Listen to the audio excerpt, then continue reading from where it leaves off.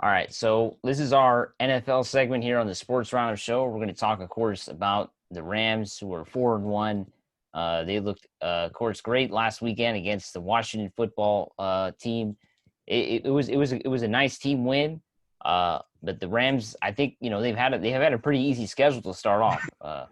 Really easy Man, schedule. Mike, can we just get some love, Mike? Easy schedule. This Sunday is going to be a big test.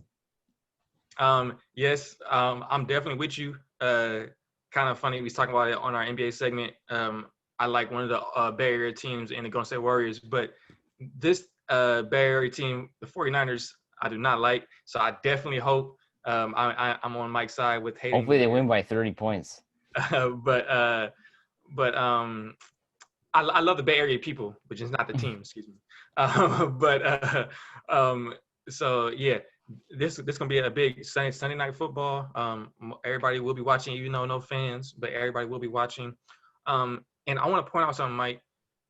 If they win this game, this will really show, in my opinion, who's the top of the NFC West. Because I don't know if you've been watching the NFL Network recently this week, but everybody been saying even though the Seahawks are 5-0, they've been having a pretty easy schedule, but the Rams have been playing better. And of course, we all know they should be 5-0 if it wasn't for the pass interference. So, in my opinion, if they win this one, I would say the Rams are better than the Seahawks right now.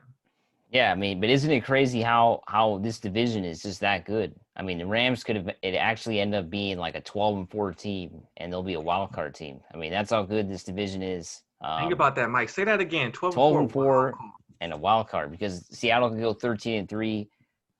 Yeah, it's going to be. I honestly, I think the Rams they just going to have to keep winning. I mean, no, they cannot have any hiccups. I mean, if they lose 2-3 games in a row, it's Mhm. it's it's it's pretty much done because that's how good this division is. In the NFC, the few weeks I've seen, the NFC is stacked this year. It's way better, other than of course the NFC East. But I think the other teams in the NFC are really good, and I just don't see that in the AFC at all.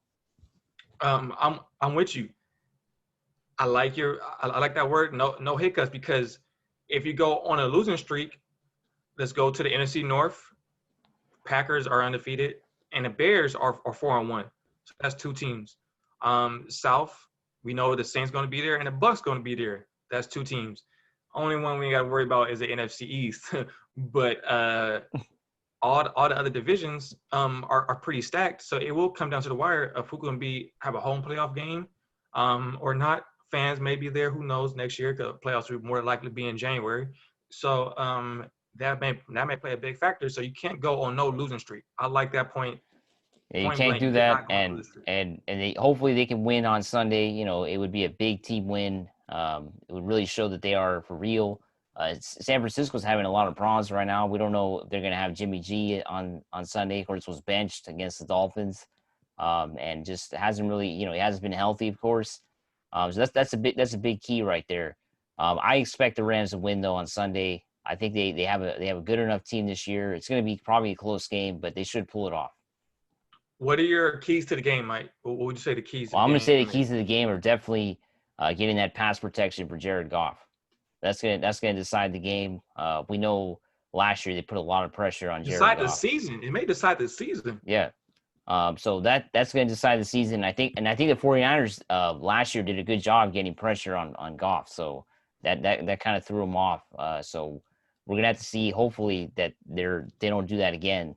'Cause it does seem like there's always a problem. The Rams always have issues with the 49ers. I know it's a big rivalry, but it never seems like it's a easy game for either team. And and to your point, the players throughout all the press conferences this week were saying that because why? You play you play your division opponent twice a year, so you know their tendencies and everything. And to your point about the offensive protection for Goff, I'm with you. And then I would switch to the other side for the Rams defensive line. That's a big key. They have to get pressure, sacks. Aaron Donald last week had 3 sacks, 4 sacks. Can't remember off the top of my head. I think I, three or I don't definitely remember three or either. four. Yeah. But it was I know it was at least three sacks, and it helps out the back end with Jalen Ramsey, John Johnson. So getting pressure, and if Jimmy G doesn't start, they go with the other quarterback. That would be big too. So it's going to come down to protecting Jared Goff because there was I think it was Nate Burleson of the NFL Network was saying people are not talking about Jared Goff right now being an MVP candidate, and he's not probably going to be MVP, but he's getting that recognition from reporters now because he's getting that protection.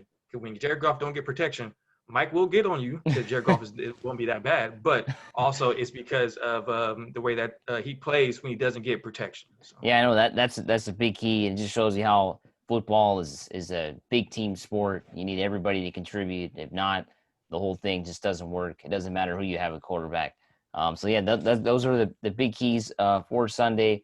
Hopefully they can pull it off. Should be an exciting Sunday night matchup. I got Rams winning too. I got Rams. 24 or 21.